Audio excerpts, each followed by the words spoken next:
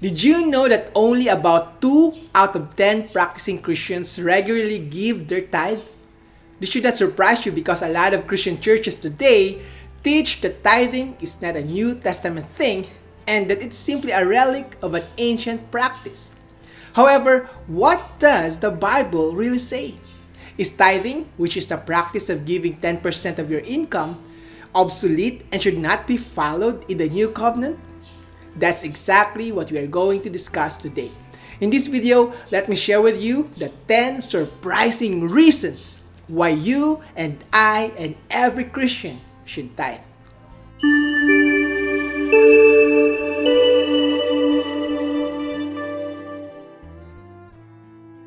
Hello everyone, I'm Josh Infantado of Becoming Christians and welcome back to another episode here on our channel.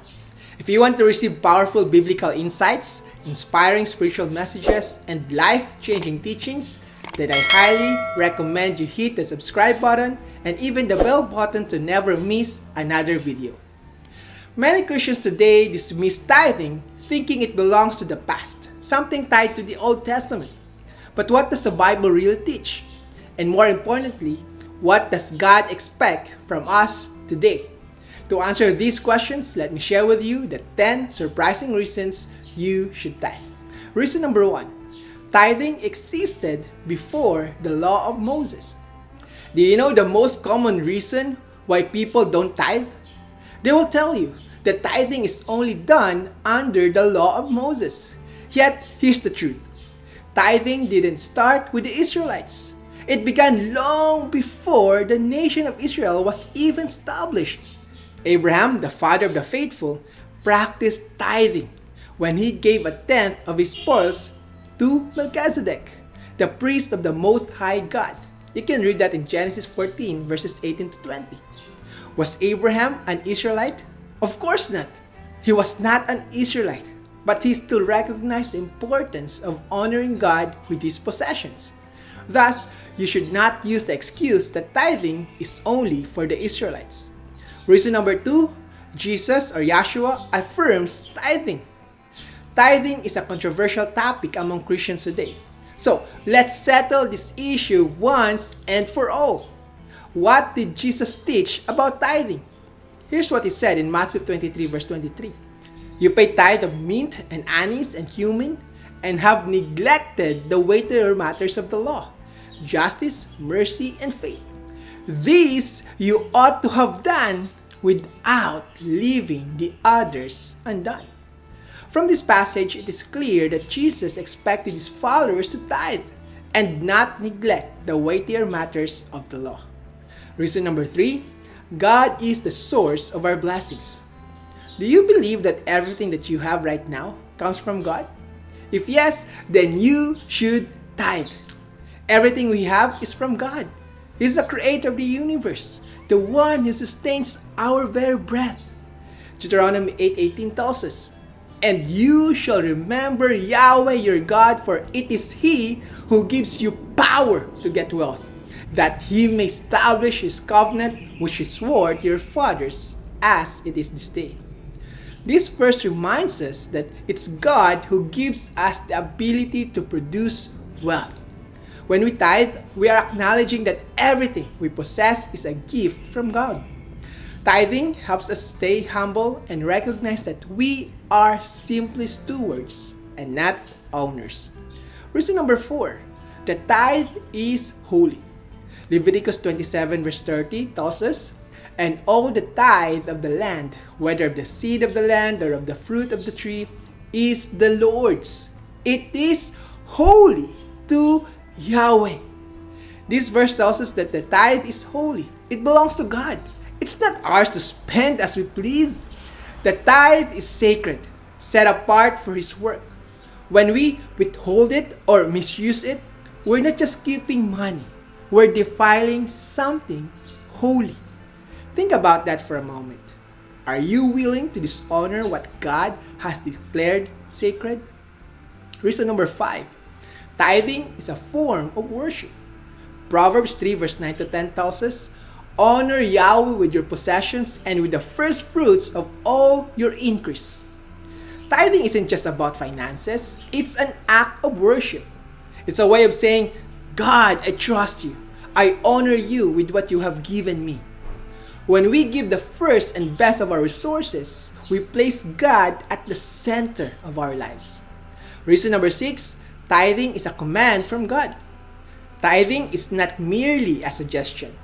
God commands it in Deuteronomy 14 verse 22, ensuring that His work continues, the poor are cared for, and this mission goes forward.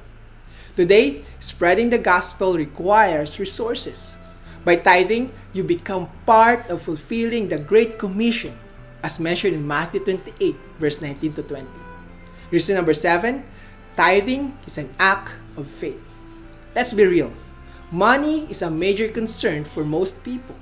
It feels counterintuitive to give away a portion of our income when you might already be struggling. But here's the thing. Tithing is an act of faith. It's trusting God to provide even if it doesn't make sense. When you tithe, you declare, God, I trust you more than my paycheck, more than my boss, more than my source of income. You are saying, Father, you are the source of blessings and not my job. I will trust you with my tithe. Reason number 8, not tithing is stealing from God. This one stings, but it's true. Malachi 3 verse 8 to 9 tells us, will a man rob God? Yet you have robbed me. But you say, in what way have we robbed you? In tithes and offerings. When we withhold our tithe, we're robbing God. And there are consequences to disobedience, living without the fullness of God's blessing. Reason number 9, tithing develops godly character. Tithing transforms us from selfish to selfless. Our natural inclination is to hold on to what we have. But Jesus or Yahshua said, it is more blessed to give than to receive. By tithing, we learn to deny ourselves and seek the well-being of others. It's a practical way to grow in Christ-like character. And finally, reason number 10, tithing comes with a promise. God doesn't just ask us to tithe, He attaches a promise to it. In Malachi 3 verse 10, God says, bring all tithes in the storehouse and try me now in this. Can you just imagine Yahweh, the creator of all things, telling us to prove Him through our tithes and offering? We continue reading. If I will not open for you the windows of heaven and pour out for you such blessing that there will not be room enough to receive it. When you tithe, you unlock the windows of heaven. God promises to provide, to protect, and bless you beyond measure. Now, will you trust God with your tithe? Now, I'm not saying that tithing will make you wealthy overnight, but I can tell you this. I have never gone hungry. I've never lacked essentials. Tithing has brought me peace of mind and confidence in God's provision.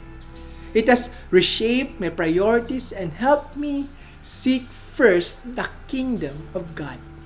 Now, let me tell you, the wrong motive for tithing is because we are just doing it for what we can get out of it. The right motivation is that we are tithing to help in the greatest work on the face of the planet and to learn the way of giving. You see, tithing comes with great blessings.